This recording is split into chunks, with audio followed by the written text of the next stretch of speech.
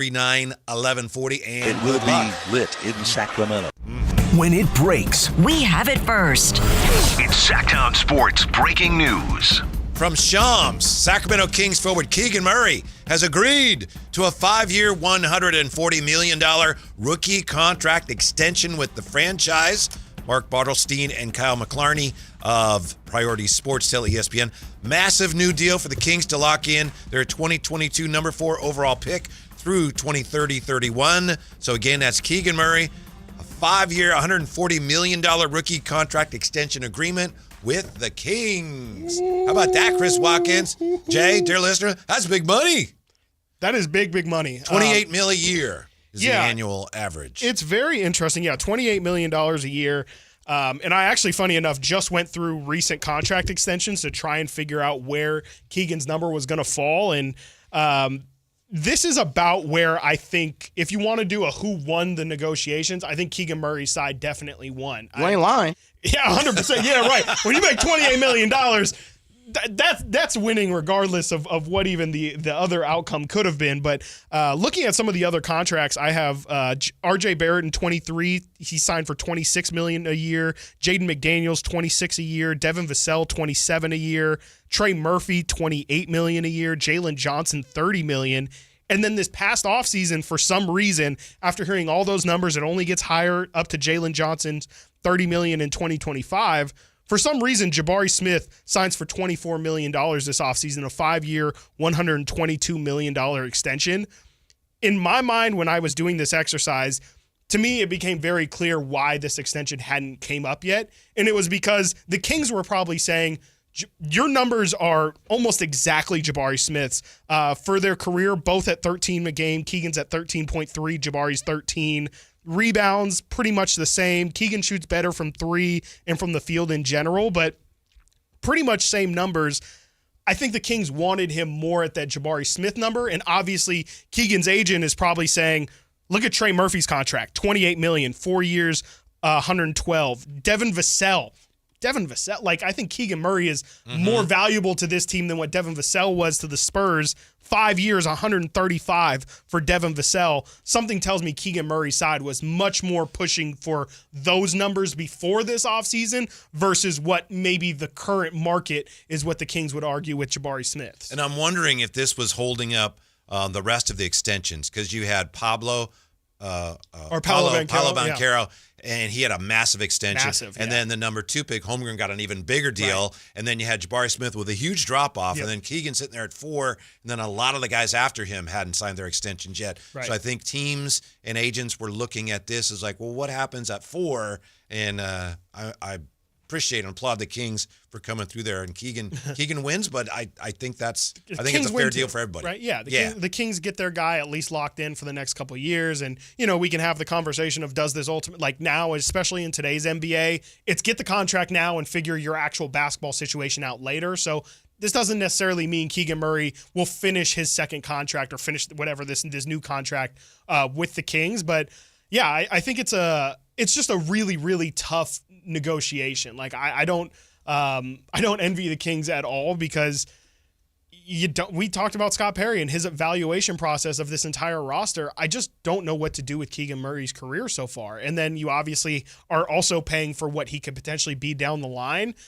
I just think because of how the Kings these past 3 years have played out, we really don't have any idea of what Keegan's potential truly is. I think there's still some people out there who think he has all-star potential. I think there's still people out there who see the Chris Middleton comparison. And I think there's some people out there saying he kind of is what he is now. He's regressed as a shooter.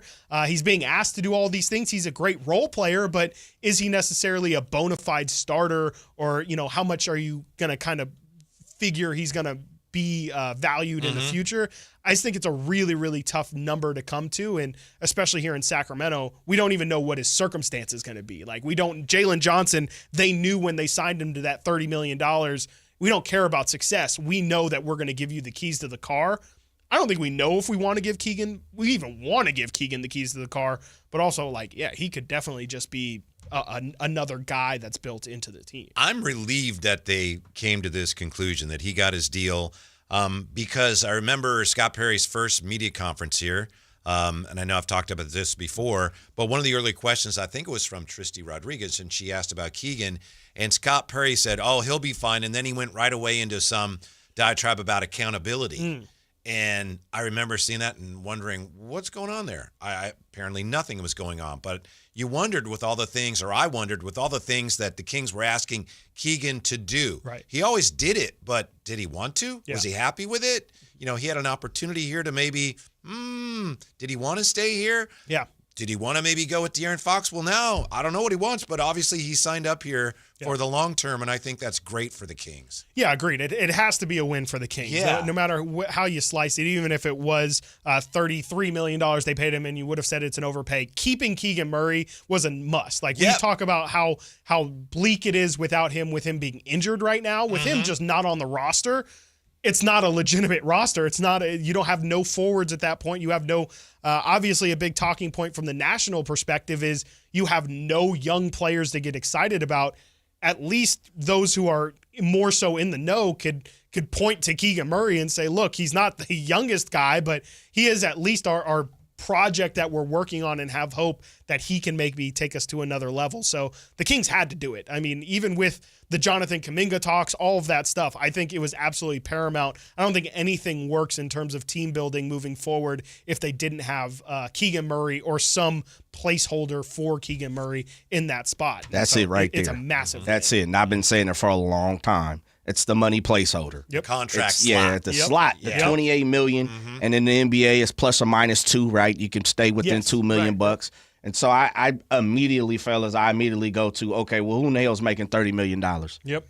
Because I need to see $30 million of worth of what Keegan's getting ready to go. So I'll just start at 33 and down. You got Şengün, who just signed a rookie, one of the rookie extensions. Chris Middleton, who's on the back end of course, his good time in Milwaukee.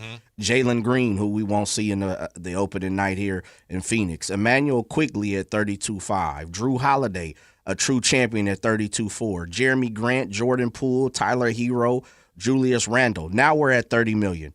So you had DeJounte, Kristaps, C.J. McCollum, Jalen Johnson, Hartenstein begins 28.5. Then you have Wiggins, Darren White, R.J. Beard, Anthony Simons, Devin Vassell, Terry Rozier, Tobias Harris, all those guys making $27 million.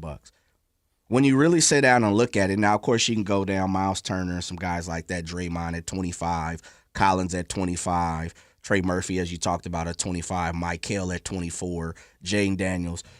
When you really look at it and the number jumps off the page, it's like, man, $28 million is a lot of money. But when you start to look at some of the players, frame it that way, there's value there. there is. It's like, and there's value. I didn't see it that way. I didn't see it that way. So now when I take a look at, now you go above that and, 34, 35, now you're starting to get into the Kyries, Desmond Baines, Bam Adebayos, guys like that. So really mid-30s and up is kind of where you're starting to see all-stars / stars.